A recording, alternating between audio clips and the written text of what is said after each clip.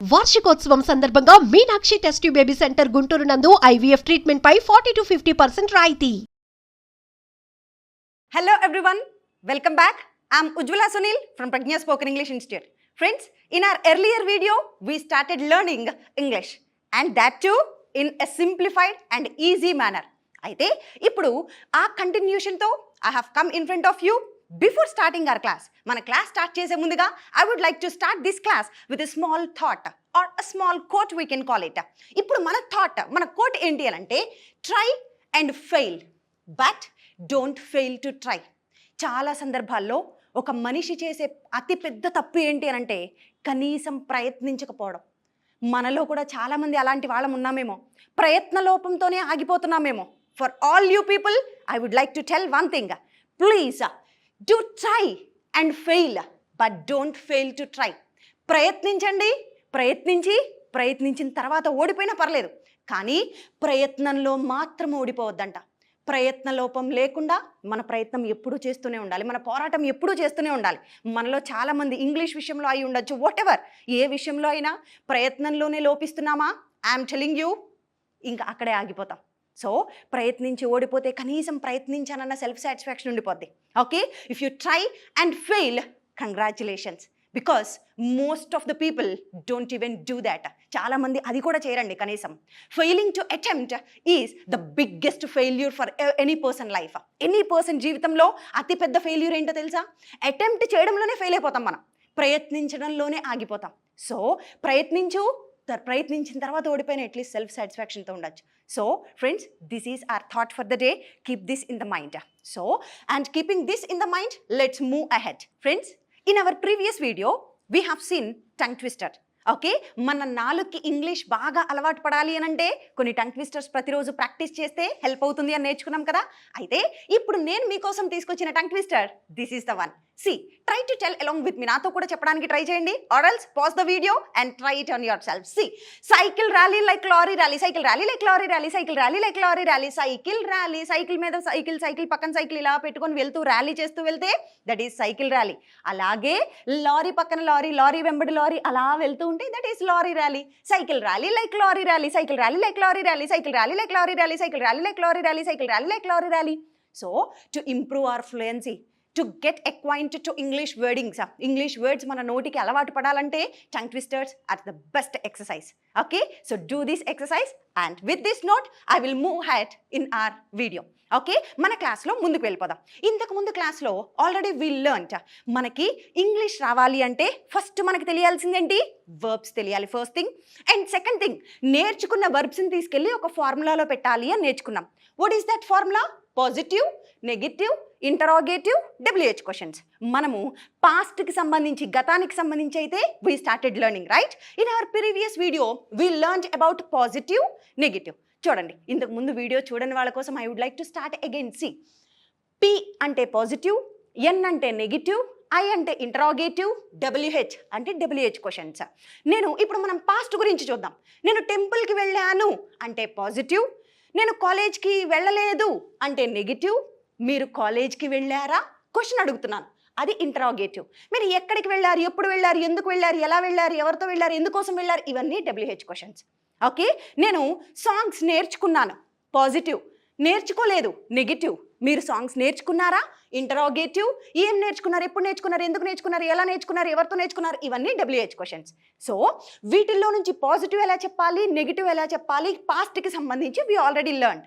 చూడండి, నేను మూవీకి వెళ్ళాను అంటే I went to movie. So వర్బ్స్లో గో, వెంట్, ఇది V1, ఇది V2. ఓకే, నేను మూవీకి వెళ్ళాను అంటే ఐ వెంట్ టు V2 చెప్తాను, ఐ వెంట్ టు మూవీ. మరి నేను మూవీకి వెళ్ళలేదంటే I didn't go to movie. ఇక్కడ వరకు మనం ప్రీవియస్ వీడియోలో నేర్చుకున్నాం. ఇప్పుడు ఇంట్రాగేటివ్, WH క్వశ్చన్స్ చూద్దాం. మీరు మూవీకి వెళ్ళారా అని క్వశ్చన్ అడగాలి ఎదుటి వాళ్ళని. మీరు మూవీకి వెళ్ళారా? సి, అప్పుడు మనం చెప్పాల్సిన మాట ఏంటి అని అంటే, పాస్ట్ అంటేనే డిడ్ గుర్తుండాలని నేర్చుకున్నాం కదా. డిడ్, మీ గురించి అడుగుతున్నాను, మీరు వెళ్ళారా అంటే డిడ్, యూ, డిడ్ పక్కన V1 మాత్రమే రావాలి, V2 రాకూడదు. ఇది కూడా మనం ఇంతకు ముందు నేర్చుకున్నాం. Did you go to movie? మీరు మూవీకి వెళ్ళారా? మీరు సాంగ్స్ పాడారా? Did you sing songs? మీరు గేమ్స్ ఆడారా? Did you play games? మీరు కార్ కొన్నారా? Did you buy a car? మీరు మూవీ చూసారా? Did you watch movie? So ఇలా చేశారా, వచ్చారా, తిన్నారా, మాట్లాడారా, ఇలా అడగడానికి డిడ్ యూ ప్లస్ వి అని చెప్తాం. మరి ఇప్పుడు మీరు చేశారా అంటే డిడ్ యూ అన్నాను. అతని గురించి అడగాలి. అతను క్రికెట్ ఆడాడా? అతను ఆడాడా? Did he play cricket? Did he play cricket? అతను క్లాస్కి వచ్చాడా? Did he come to class? అతను మూవీకి వెళ్ళాడా? Did he go to movie? అతను సాంగ్స్ పాడాడా? Did he sing songs?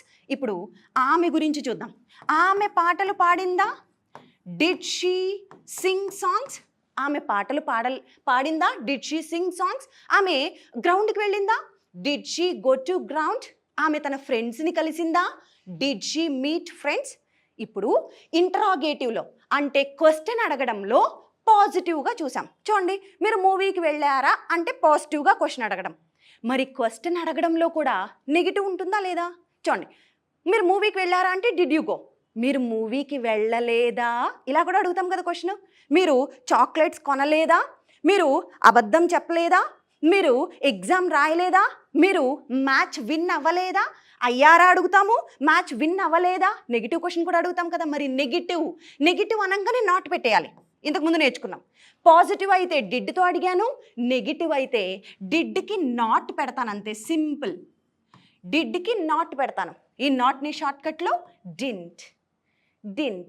మీరు ఎగ్జామ్ రాసారా? Did you write exam or did you take an exam? Okay, మీరు ఎగ్జామ్ రాసారా? Did you write an exam? మీరు గేమ్స్లో పార్టిసిపేట్ చేశారా? Did you participate in the games? మీరు గ్రౌండ్కి వెళ్ళారా? Did you go to ground? మరి గ్రౌండ్కి వెళ్ళలేదా?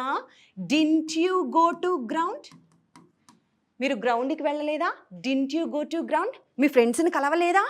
Didn't you meet your friends? English నేర్చుకోలేదా? Didn't you learn English? Practice చేయలేదా? Didn't you practise? ఇప్పుడు అతని గురించి చూద్దాం. అతను ప్రాక్టీస్ చేశాడా అంటే డిడ్ హీ ప్రాక్టీస్ ఇంగ్లీష్ అంటాను. మరి అతను ప్రాక్టీస్ చెయ్యలేదా? Negative question. చెయ్యలేదా? డింట్.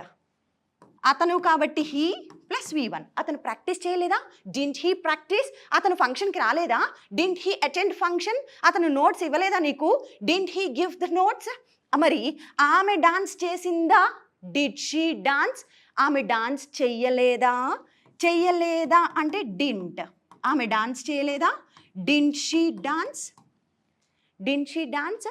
ఆమె ఫ్రెండ్స్తో వాదించలేదా? Didn't she argue? సో మీకు అర్థమైంది కదా. మీరు గేమ్స్ ఆడారా అంటే డిడ్ యూ ప్లే గేమ్స్? మీరు వాదించారా? Did you argue? వాదించలేదా? Didn't you argue? నేను వాదించాను, ఐ ఆర్గ్యూడ్.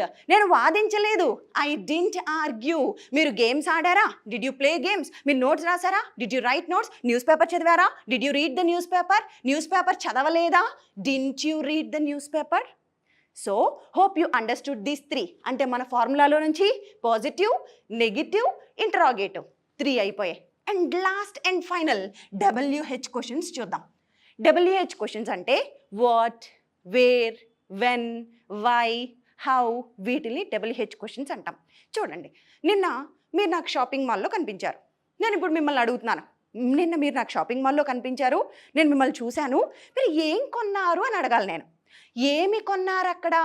ఏమిటి అంటే ఇంగ్లీష్లో మనం చెప్పాల్సిన మాట వాట్. ఇప్పుడు ఈ ఇంట్రాగేటివ్ ముందు వాట్ అనేది పెడతాను, అదే WH క్వశ్చన్, సింపుల్. ఈ ఇంట్రాగేటివ్ ముందు WH వర్డ్ ఒకటి పెట్టాను. So this is WH question. చూడండి, కలిపి చదవండి. మీరు ఏం కొన్నారు మాల్లో? What did you by? అంతే, వాట్ డిడ్ యూ బై. నేను క్వశ్చన్ అడిగాను, మరి మీరు ఆన్సర్ చెప్పాలి కదా. ఆన్సర్కి ఏం యూజ్ చేయాలంటే పాజిటివ్, నెగిటివ్ యూజ్ చేయాలి. ఆన్సర్ అంటే ఈ పాజిటివ్, నెగిటివ్ చెప్తాము. క్వశ్చన్ అంటే ఇంట్రాగేటివ్, WH క్వశ్చన్ రెండు చెప్తాము. సో ఇప్పుడు ఆన్సర్ మీరు ఏం చెప్పాలి?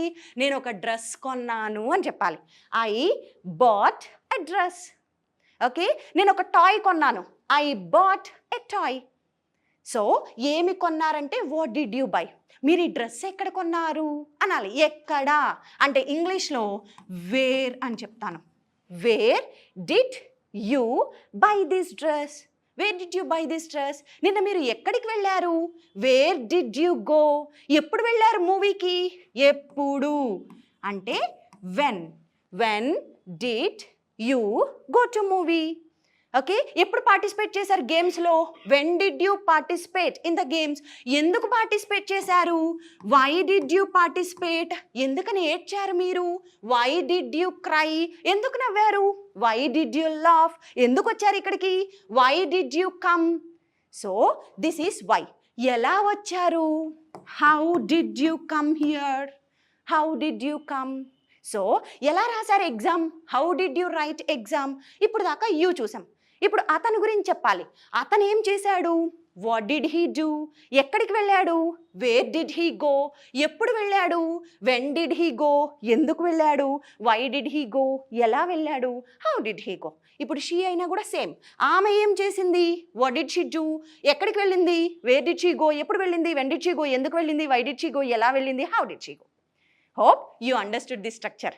సో ఇప్పుడు పాస్ట్కి సంబంధించి ఏది అడిగినా సరే మీ గుప్పెట్లో ఉంది. ఏది అడిగినా సరే ఈ 4 ఈ ఫార్ములాలోనే ఉంది. ఫార్ములా రావాలి, వర్బ్స్ రావాలి, అంతే ఇంగ్లీష్ వచ్చినట్టే. Are you getting me? Confidence వచ్చిందా? ఫార్ములా వచ్చి కొన్ని వర్బ్స్ వస్తే ఆ వర్బ్స్ని తీసుకొచ్చి ఫార్ములాలో అప్లై చేసుకొని డిఫరెంట్ స్ట్రక్చర్స్ నేర్చుకుంటే and we can speak English. So this is very easy. Now you got to know. అర్థమైంది కదా చాలా ఈజీగా ఇంగ్లీష్ నేర్చుకోవచ్చని. ఇప్పుడు మరి పాస్ట్కి సంబంధించి చూసాం కదా, ఈ పాస్ట్ ఈజీగా మాట్లాడచ్చా? పాస్ట్ ఈ ఒక్క స్ట్రక్చర్ వస్తే మాట్లాడచ్చో లేదో, మనం కాన్వర్జేషన్ చేయొచ్చో లేదో ఇప్పుడు మీకు నేను చేసి చూపిస్తాను. You will come to know. ఇది వస్తే ఇంగ్లీష్ వస్తున్న కాన్ఫిడెన్స్ ఇప్పుడు మీలో క్రియేట్ అవ్వాలి. చూద్దామా ఫ్రెండ్స్? ఇప్పుడు దాకా మనం V2 స్ట్రక్చర్ నేర్చుకున్నాం కదా. మరి V2 యూజ్ చేసి అది వస్తే ఇంగ్లీష్ వచ్చేసింది అన్నారు, పాస్ట్కి సంబంధించి ఏదైనా మాట్లాడచ్చు అన్నారు. నిజమా? Yes, I will prove it now. అంటే ఇప్పుడు పాస్ట్ గురించి ఎలాంటి క్వశ్చన్స్ అడిగినా కూడా, అంటే ఎలాంటి కాన్వర్జేషన్ అయినా చేయొచ్చు.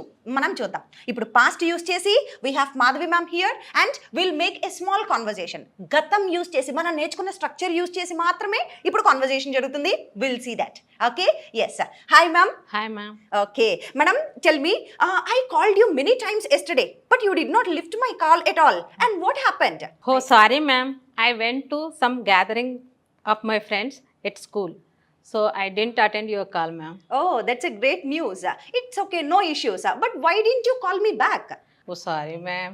I didn't check my mobile. Okay. I was bit busy. Acha, you were so busy, right? Yes, yes. And tell me, ma'am, how did you spend at the party? I had a great time with them, ma'am. Okay. We will meet after long time. Okay. So we cherished every moment. Okay, you cherished every moment. Yes, ma'am. So hope you enjoyed a lot in the party. Yes, ma'am. We enjoyed a lot. Okay, but you did not take me to the party. Next time I will take you. Ma'am. Okay, ma'am. Sure. So let's catch up. Okay. Okay, ma'am. Yes, ma'am. Thank Bye. So friends, చూసారు కదా, అంటే past use చేసి ఇప్పుడు చిన్న సరదాగా just అలా conversation చేసాం. So this is one kind of practice. ప్రాక్టీస్లో రకాలు ఉంటాయండి. జస్ట్ ఇప్పుడు దాకా మనం నేర్చుకున్నాం అంటే V2 స్ట్రక్చర్ మీకు తెలిసిందంతే, వచ్చేయలేదు. తెలుసుకున్నాం, మాట్లాడడం వచ్చేయలేదు. మాట్లాడడం రావాలంటే ఒకటి ఆ స్ట్రక్చర్ని బాగా ప్రాక్టీస్ చేయాలి, 2 అవి యూజ్ చేసి ఎదుటి వాళ్ళతో ఇలా కాన్వర్జేషన్ మాట్లాడుతూ ఉండాలి. And third kind of practice, ఆ V2 స్ట్రక్చర్ని మనం నేర్చుకున్న ప్రతి స్ట్రక్చర్ని యూజ్ చేసి దాన్ని ఒక యూసేజ్, ఒక కథలాగా అల్లాలన్నమాట. ఇప్పుడు ఆ యూసేజ్ ఎలా మేక్ చేయాలి, ఆ కథ ఎలా అల్లాలో కూడా I will tell you. Have a glance. ఇప్పుడు నేను ఒక చిన్న కథ అల్లుతాను. ఆ కథలో మనకి కొంచెం వొకాబులరీ కూడా వస్తుంది.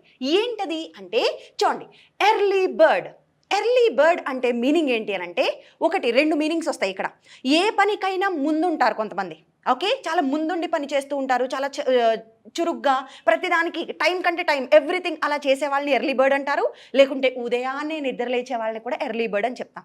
నెక్స్ట్ లేట్ బర్డ్ అంటే క్వైట్ ఆపోజిట్, అంటే ప్రతి పనికి లేట్ ఉంటారు, ఉదయాన్నే లేవరు. ఇలాంటి వాళ్ళని లేట్ బర్డ్స్ అంటాం. నౌ మీరే చూసుకోండి, మీరు ఎర్లీ బర్డా లేట్ బర్డా. So next and taunt. Taunt అంటే మీనింగ్ ఏంటంటే మనలో ఉన్న ఏదైనా లోపాన్ని, ఇప్పుడు సపోజ్ నేను ఎక్కువ నిద్రపోతాను, నేను లేజీగా ఉంటాను, ఈ నాలో ఉన్న లోపాన్ని ఎత్తి చూపించి మనల్ని హేళన చేస్తాం. దాన్ని ఏమంటామంటే టాంట్ అంటాం. టాంట్ అనేది వర్బ్. టాంట్, టాంటెడ్. సో ఇప్పుడు ఈ 3 యూజ్ చేసి నేను ఒక చిన్న కథ అల్లుతాను, అందులో V2 స్ట్రక్చర్ కూడా పెడతాను. V2 యూజ్ చేసి ఈ కొంచెం వొకాబులరీ యూజ్ చేసి ఒక యూసేజ్ ఎలా మేక్ చేయాలో చూద్దాం. ఓకేనా? సో లిసన్, నేను లేట్ బర్డ్ని, కానీ మా బ్రదర్ మాత్రం early bird. Okay, my brother is an early bird and whereas I am a ఎ లేట్ బర్డ్. నేను మాత్రం లేట్గా లెగుస్తూ ఉంటాను. And today morning he woke up and he went for a walk. మొత్తం వీటు స్ట్రక్చర్ యూస్ చేస్తున్నాను చూడండి. He woke up today morning early and he went for a walk. Whereas I slept till 9 o'clock.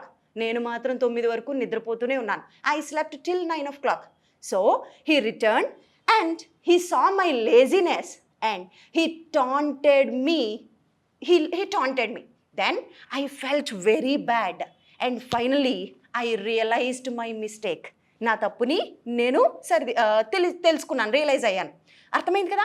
అంటే మొత్తం పాస్ట్ యూజ్ చేశాను, ఈ 3 vocabulary పెట్టాను, ఒక చిన్న కథ అల్లాం కదా. ఇప్పుడు సేమ్ అదే మనకి మాధవి మ్యామ్ చెప్తారు. Let's listen in her words. Ma'am ready? Okay, ma'am. Yes Ready. Ma'am, yes. My brother is an early bird, okay, whereas I am a late bird. And he woke up early in the morning today, and he went to work. I slept till 9 o'clock. So he taunted me, my laziness. I felt very bad. I realized my mistake. Excellent ma'am, superb. So friends అర్థమైంది కదా? అంటే V2 structure నేర్చుకున్న దాన్ని ఇలా కొంచెం vocabulary వర్బ్స్ని మనం use చేసి ఒక కథ అల్లాలన్నమాట. So if you do like this you will get good English. So friends, hope you got the lesson and keep watching, stay tuned and thank you so much and let's catch up in our next lesson. Thank you.